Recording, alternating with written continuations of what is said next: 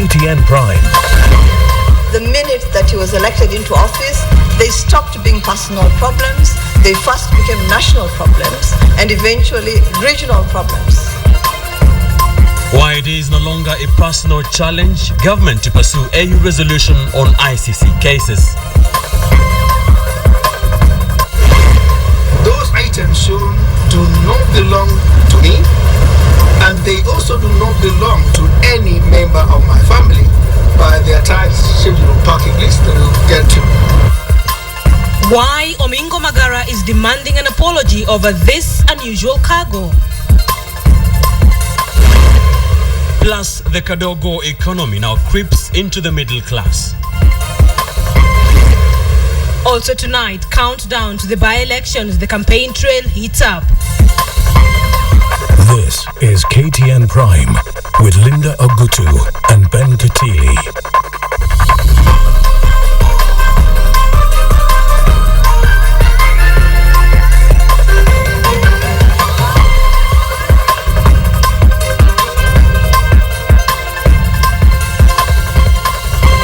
A very good Monday evening to you. It is the 14th day of October 2013, 2 years since the Kenya Defense Forces entered Somalia to fight the Al-Shabaab. Many thanks for joining us on KTN Prime. Indeed, and just like we have been doing the previous week, this evening we will have a sign language interpreter.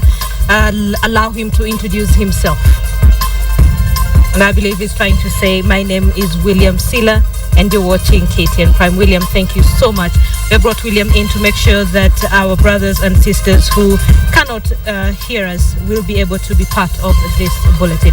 Thank you so much for joining us. Let's move on. Ben? Well, now, the ICC cases against President Uhuru Kenyatta and his deputy William Ruto are no longer personal. Well, that's the government's new position on the Hague trials that have introduced a whole new twist to the quest for the truth and justice over the post-election violence.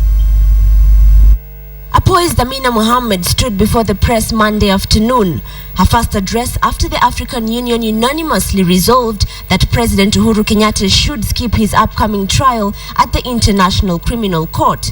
We were extremely humbled and were very grateful to have been witness to an Africa that was rising.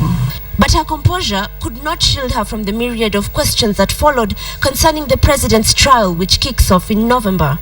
One resounding question would take the country down memory lane during the pre-election presidential debate when Uhuru Kenyatta had to convince Kenyans of his ability to rule the country while clearing his name at The Hague. I take this as a personal challenge. I'm sure that my colleagues here also have other challenges.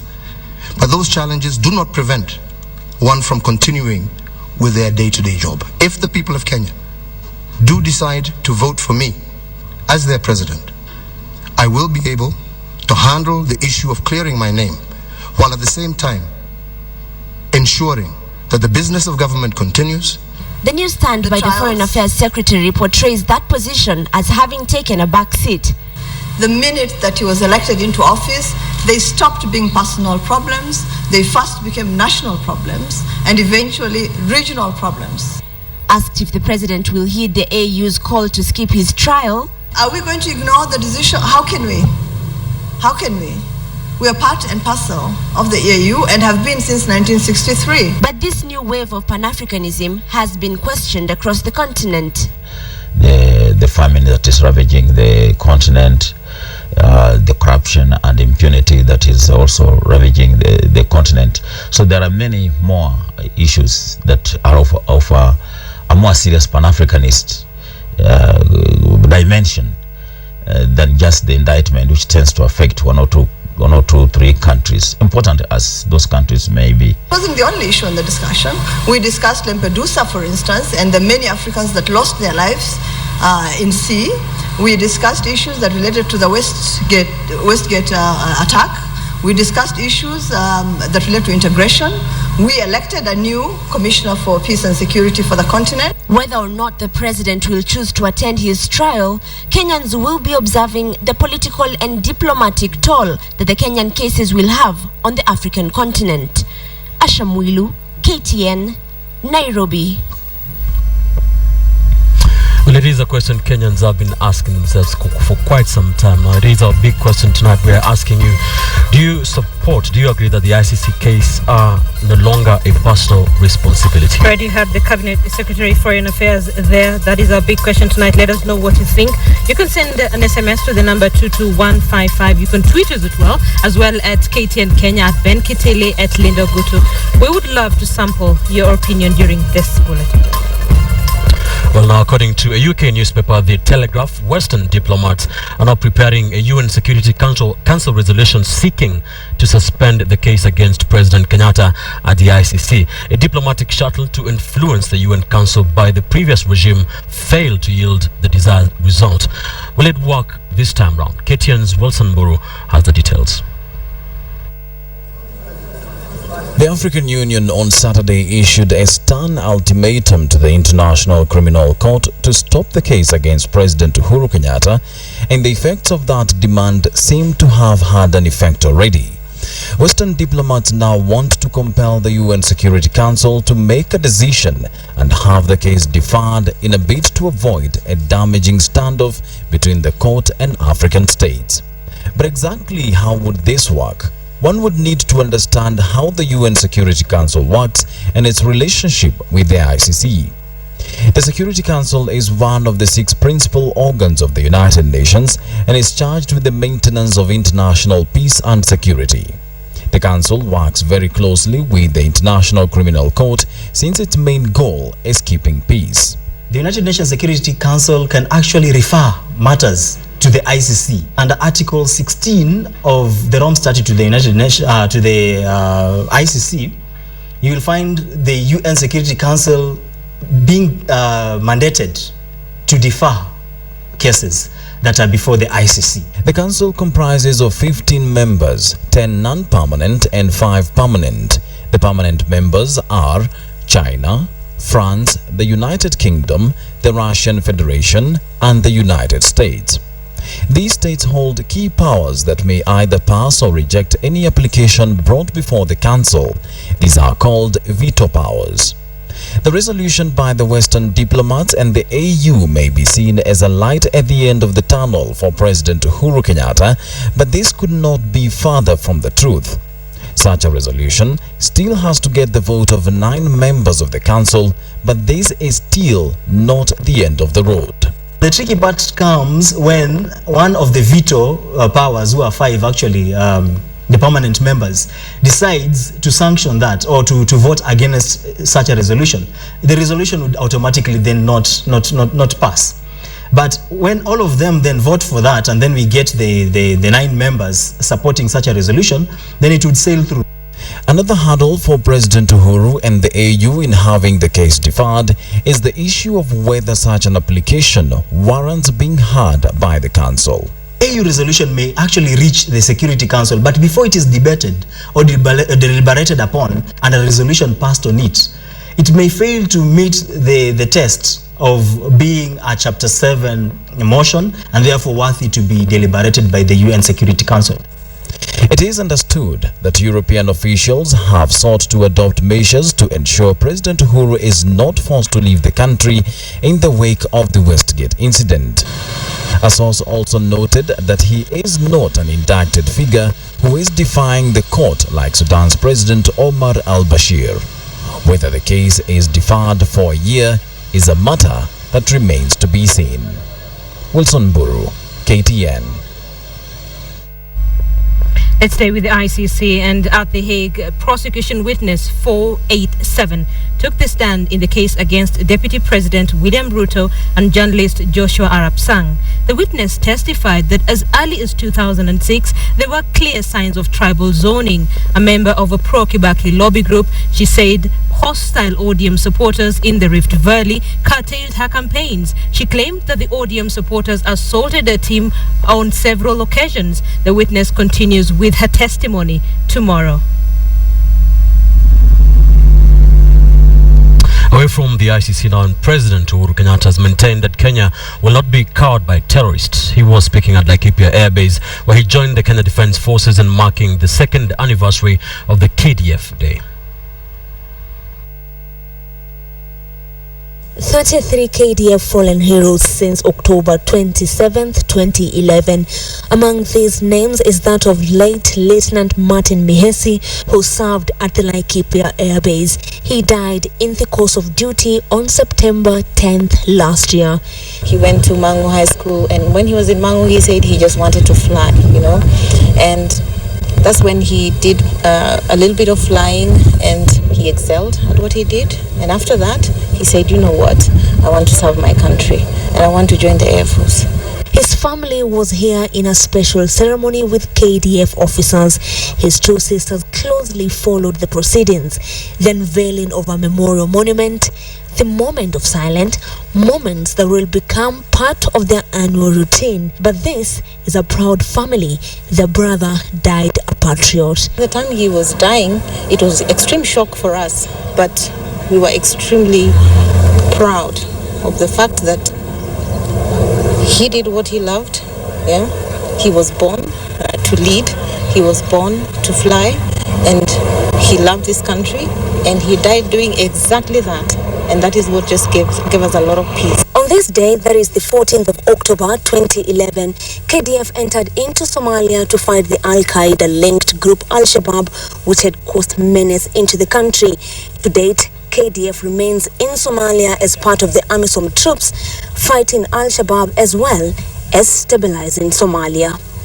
President Uhuru Kenyatta paid tribute to fallen heroes and congratulated KDF officers for their dedication and patriotism.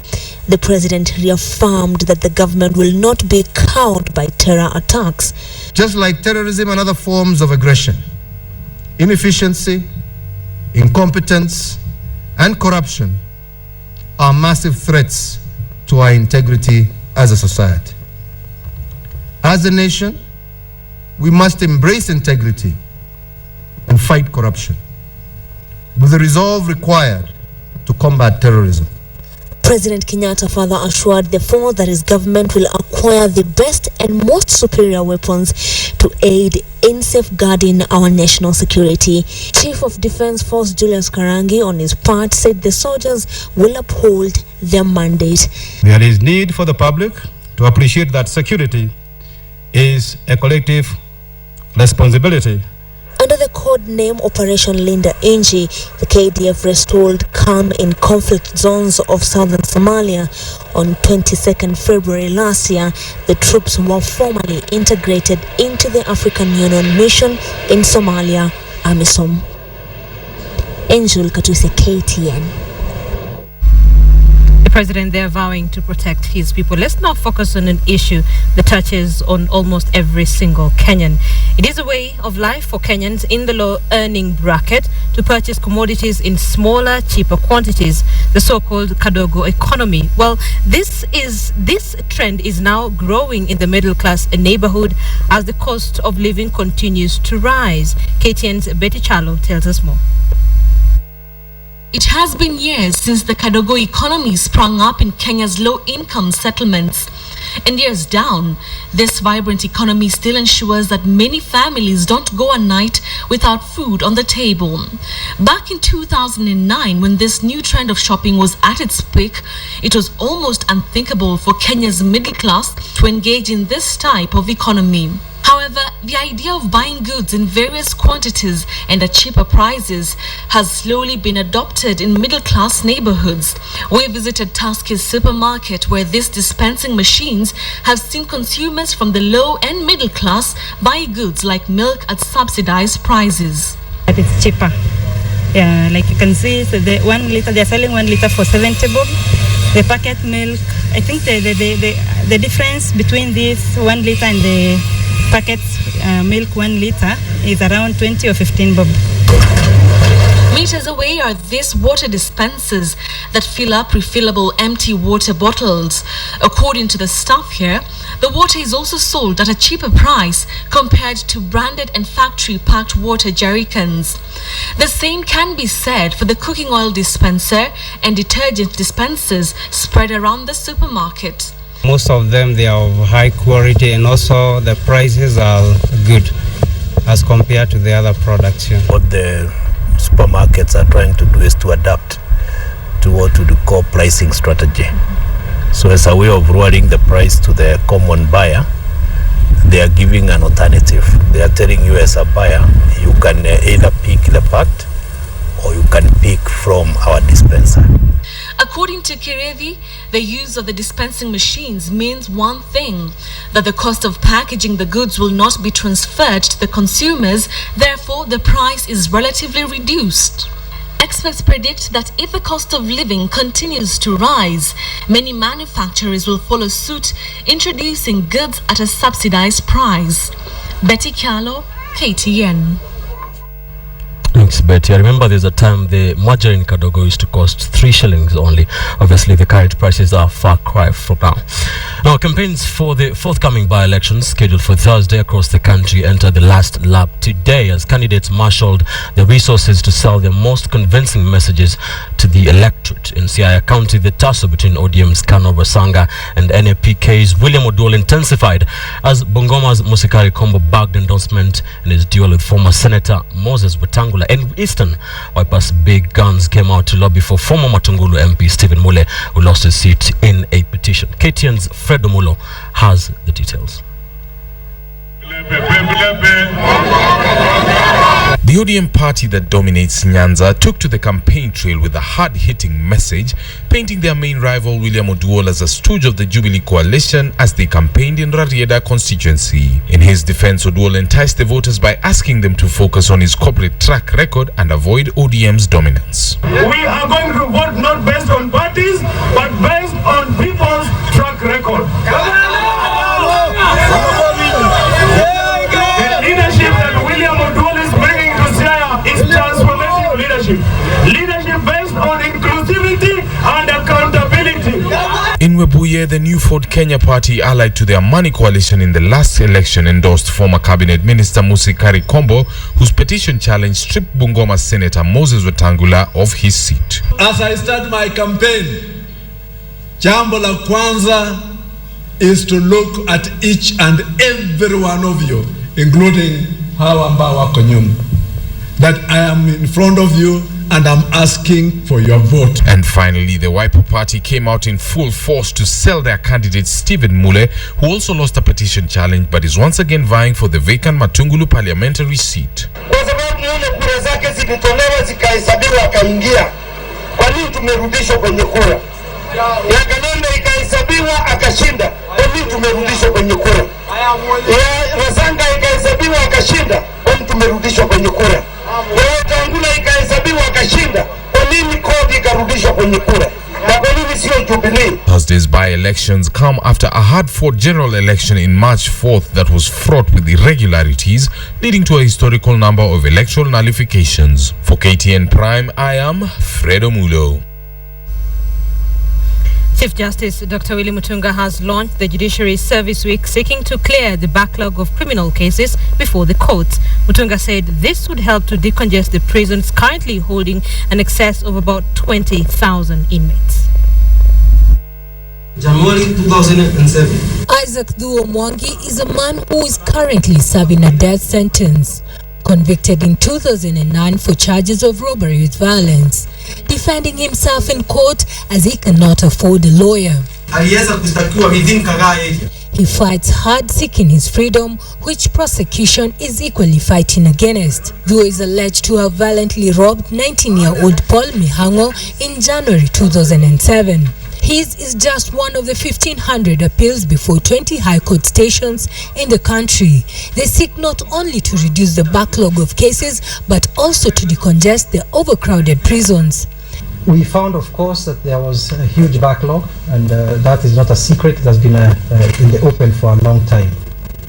A number of judges were axed from the judiciary following the vetting of judges last, and the constitution, which strictly stipulates that the election petitions must be heard and concluded in 6 months, also weighed heavy on the judiciary. The current judiciary reforms have led to an increase of judges from 42 to over 80, countrywide. Chief Justice Dr. Willy Mutunga introduced the Judiciary Service Week, which has now been adopted by judges in various divisions. Some judges paired up as a 2-judge bench, while others listened to the cases singingly. But for litigants like Duo, all hope is not lost, since there are over 60 lawyers who are registered with the Law Society of Kenya to offer free services.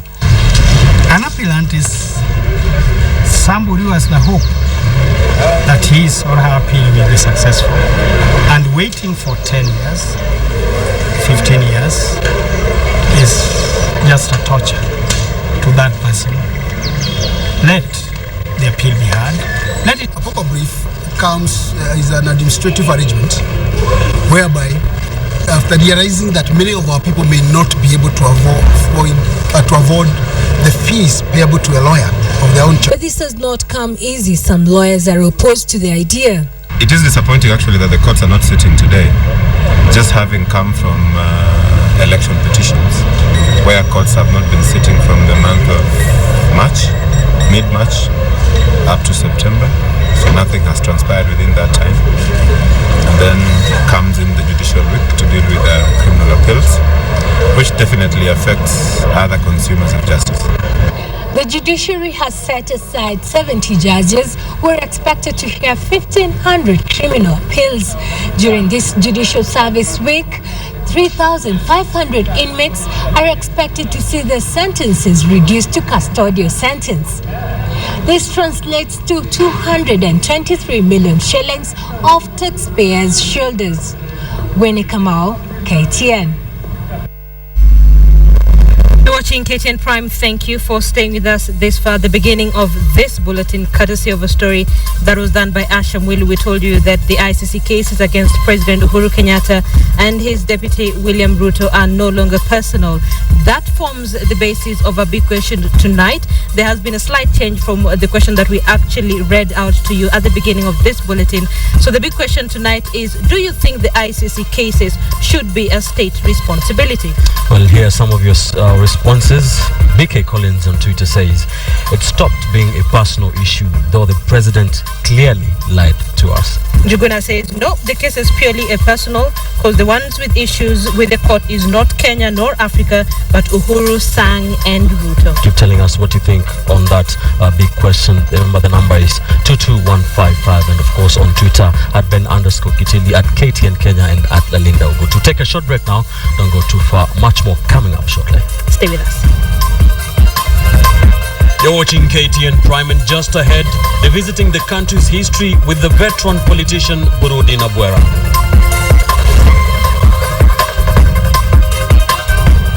Tunapopata pesa kwa biashara yetu ya umbwa, tunasomesha watoto vizuri tena na kuwalisha kulingana na hali ya familia vile tunawatunza.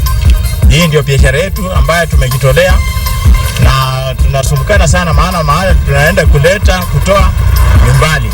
Sasa tunalala hata njiani siku 4 ndio tunafika. You're watching KTN Prime.